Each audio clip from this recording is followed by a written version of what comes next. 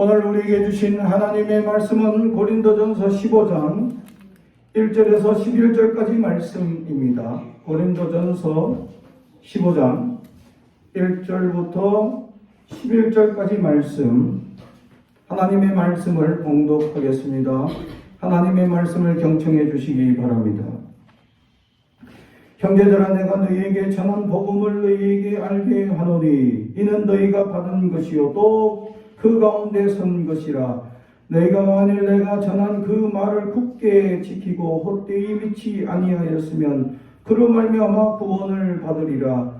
내가 받은 것을 먼저 너희에게 전하노니 이는 성경대로 그리스도께서 우리 죄를 위하여 죽으시고 장사 지낸 바 되셨다가 성경대로 사흘 만에 다시 살아나사 게바에게 보이시고 후에 12 제자에게와 그 후에 500여 형제에게 일시에 보이셨나니 그 중에 지금까지 대다수로 수는 살아있고 어떤 사람은 잠들었으며 그 후에 야고보에게 보이셨으며 그 후에 모든 사도에게와 맨 나중에 만삭되지 못하여 난 자 같은 내게도 보이셨느니라.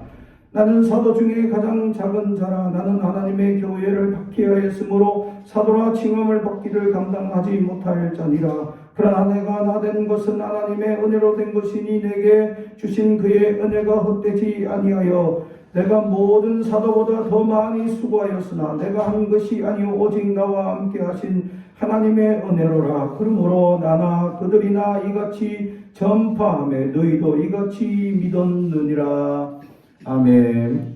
가슴에 손을 얹고 축복의 언어합니다. 나는 하나님의 사랑입니다. 축복의 사랑입니다. 우리 가정은 영혼이 잘된 같이 범사가 잘되고 강건해지는 가정입니다. 우리 교회는 번성하고 창대하게 되며 하나님의 언약이 이루어지는 교회입니다. 아멘.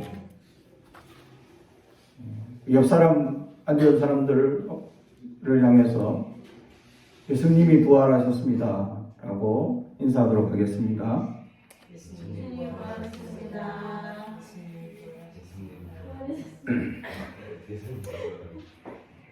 오늘 말씀 보이시는 주님이라는 제목의 말씀으로 은혜를 나누고자 합니다. 오늘 사도 바울은 고린도 교회 교인들을 향하여 주님을 내가 보았다 라는 증언을 하고 있다라는 사실이죠.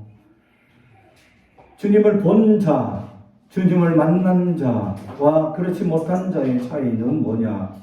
신앙이 흔들리고 흔들리지 않는다라는 크나큰 차이를 얻게 됩니다. 신앙이 흔들린다라는 것은 뭡니까? 끊임없이 다가오는 유혹과 핍박과 연약한 것에 우리는 흔들릴 수밖에 없습니다.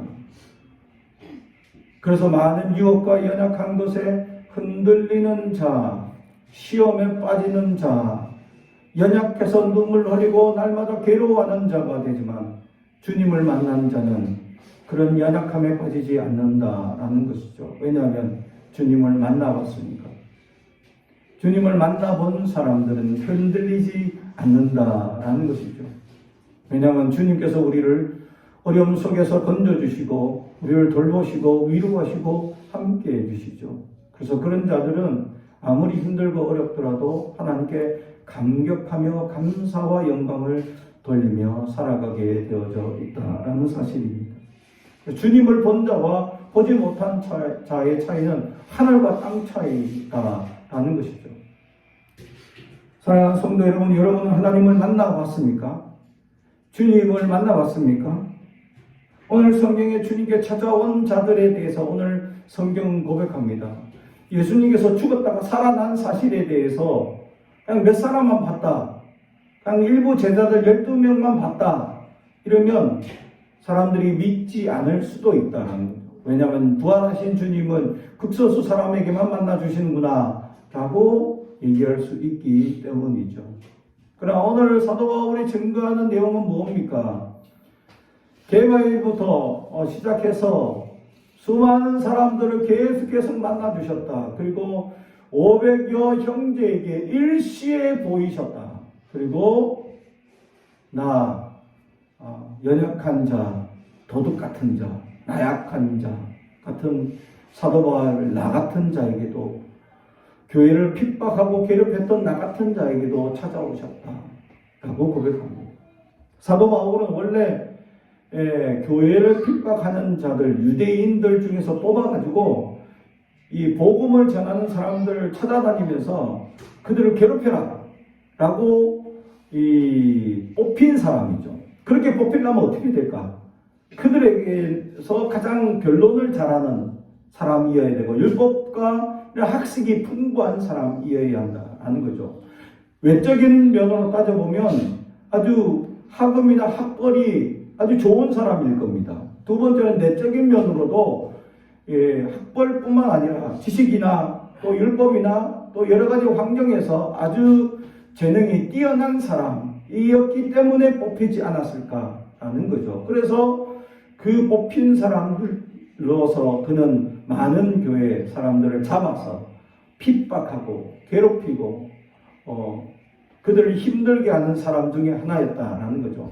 얼마나 조직적이고 얼마나 잘 괴롭혔는지 주님이 그를 만나주시면서 하시는 말이 왜 나를 괴롭게 하느냐라고 주님이 그에게 나타나셨다. 그래서 사도 바울이 변명합니다. 내가 언제 하나님 예수님이 내가 언제 당신을 괴롭혔습니까? 하니까 네가 괴롭힌 사람들이 곧 나를 괴롭힌 것이다 라고 얘기하면서 주님이 사도 바울을 만나게 됩니다. 그래서 그는 그 자리에서 자복하고 주님이 진짜 주님이시구나. 예수님이 진짜 주님이시구나. 그리고 우리가 정말로 율법에서 말씀하고 있고 이 내가 괴롭히고 있던 그들이 목숨까지 다하며 섬겨왔던 메시아 그분이 정말 당신이구나 라는 것을 발견하게 됩니다. 주님을 만나야 발견하는 사람들이 몇몇 있습니다. 예수님의 12 제자 중에도 한 명이 있죠. 그 사람은 의심이 많은 사람이었습니다. 그 이름은 도마였습니다. 얼마나 의심이 많았던지 제자들이 야 부활하신 주님을 내가 봤다 라고 얘기하니까 에이 사람이 어떻게 죽다 살아나 말이 안 돼. 주님 돌아가셨어. 내가 장례를 직접 우리들이 장례를 직접 하지 않았냐. 살아날 수가 없어. 나는 만약에 살아나셨다면 주님의 그 십자가 못 박이신 이 손가락을 한번 넣어봐야 되겠어.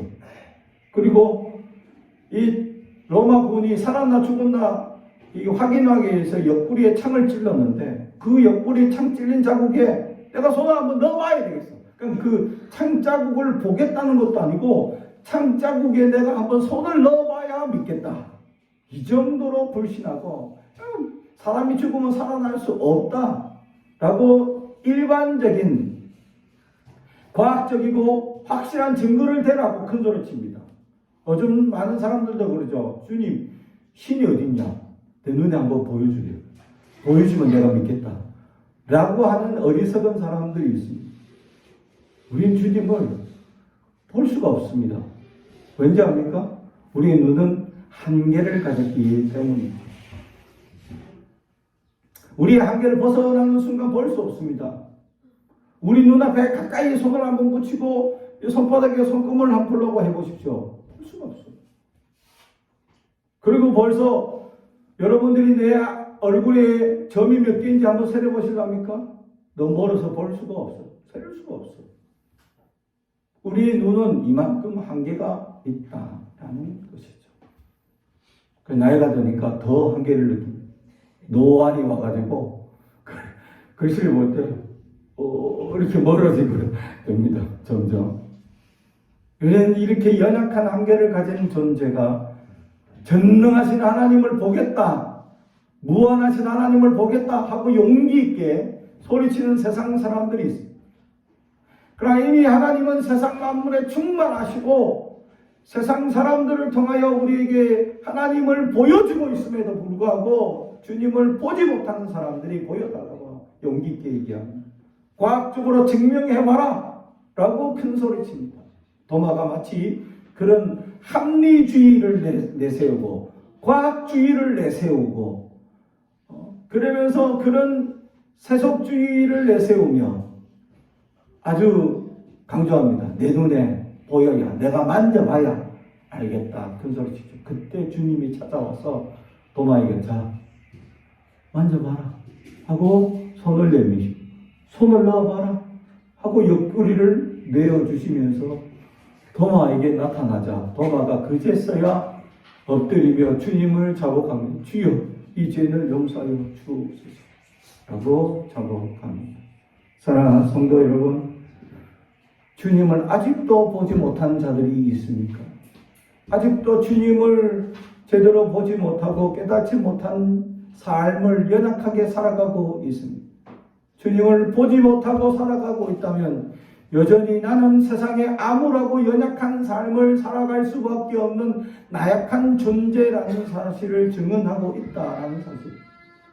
주님은 우리에게 날마다 보여주고 있음에도 불구하고 그것을 깨달지도 보지도 못하는, 영안이 닫혀서 세상 성공주의만 보려 하는 어리석음에 우리는 나아가고 있지는 아니합니다. 세상의 많은 일들은 우리가 보지 못하는 역사 속에 일어나는 일들이 너무 많다라는 거죠. 세상의 합리적인 과학주의 이런 걸 따지고 세상에 이야기하는 원리대로 맞다면 세상 사람들이 어떤 역사들이 일어나느냐라는 것을 보여줘야 합니다. 역대로 대통령 중에 서울대 출신의 대통령이 없어야 하는데 유일하게 한 번 나타났습니다. 윤석열이 서울대 출신이거든요. 근데 지금까지 대통령 중에 서울대 출신은 딱 한 분밖에 없다는 거죠. 우리가 생각할 때 똑똑하고 잘난 사람들이 다 대통령 되고 정부 가처에 다 그 사람들만 있어야 된다고 생각하지만 그렇지 않습니다. 세상에. 똑똑한 사람들은 그런 학교에 다 모였기 때문에 그쪽의 출신들만 다 세상을 마치 주군하고 주무듯이 얘기를 하지만 그렇지 않습니다. 세상에. 하나님이 역사하시는 이면을 우리는 바라볼 수 있어야 한다라는 사실. 아무것도 일어나지 않을 것 같고 연약하고 나약한 존재를 하나님은 들어서 강한 자를 부끄럽게 하시는 놀라운 역사를 보여주고 있다라는 사실이죠. 어떤 미국의 주립대 교수가 한국에 대해서 이야기를 할 때 70년 전만 해도 한국은 아프리카 가나보다 못한 나라였다라고 얘기를 합니다. 그런데 70년 만에 세계의 10대에 부강한 나라가 되었다. 이 성장 속도는 세계 유일의 성장 속도를 자랑하고 있다라는 것이죠. 어떻게 해서 이렇게 성장할 수 있었느냐? 세상의 많은 역사와 또 세상의 많은 유구한 문화들을 가진 나라들이 얼마나 많습니까? 그러나 그 나라들 속에서 가장 땅덩어리도 작은 나라, 메가더 장군이 한국전쟁 당시에 우리나라가 어딨나 책임지를 쫙 펴보자 어딨지 하고 찾아봤는데 없어. 왜? 엄지손가락에 가려져 가지고 안 보였던 거죠. 그만큼 작은 나라예요. 아시아에서 가장 작은 나라. 그리고 섬이 아닌데 대륙에 붙어있는데 섬같이 살아가는 사람들이 세상에 10대 부강한 나라로 성장할 수 있었던 비결은 과연 무엇인가? 라는 것이죠. 그래서 그 교수가 한국 사람들의 끈기, 노력, 그리고 헌신들을 보여준다라는 얘기죠. 그래서 미국 사람들한테 물어봤습니다. 여러분들은 이 주립대까지 왔으니까 얼마나 엘리트고 똑똑하고 얼마나 공부를 열심히 했습니까? 하면서 미국 친구들한테 물어봤습니다. 당신 스스로 똑똑하다고 생각하십니까? 물어봤더니 예, 저는 똑똑하죠. 아주 똑똑하고 엘리트입니다. 아주 자랑스럽게 얘기합니다. 근데 거기에 모인 한국 사람들한테 물어보면 당신 똑똑하다고 생각합니까? 아니요, 저는 그렇게 천재적이지 않다고 생각합니다. 왜 그러냐? 한국 사람들은 똑똑한데도 불구하고 겸손하다는 이런 믿음을 가졌다. 이미 이 사람들은 여기까지 온 것만 해도 똑똑한 사람들이에요. 똑똑하다 해도 누구 하나 잘못했다 지적할 사람이 없는 사람들인데도 대부분 미국적 성향을 가진 사람들은 자기가 똑똑하다고 프라이드를 나타내고 자랑스럽게 얘기한다는 거예요. 근데 한국 사람들은 아니야. 자기가 더 똑똑하지 않다고 겸손하게 얘기해요. 더 똑똑한 사람들이 많다고 얘기해요. 저런 자세가 더 많은 위대한 사람들을 만들어내는 자세다라는 것을 얘기하고 있다. 그래서 개인주의가 발달한 서양은 자기가 마치 똑똑한 줄 알고 자기가 최고인 줄 착각한다라는 거죠. 근데 한국 사람들은 자기보다 더 똑똑하고 더 많은 사람들이, 자기보다 더 훌륭한 사람들이 많다는 것을 인정하고 더 노력하기 때문에 저 사람들은 더 많은 가능성을 가진 사람들이 된다라는 거죠.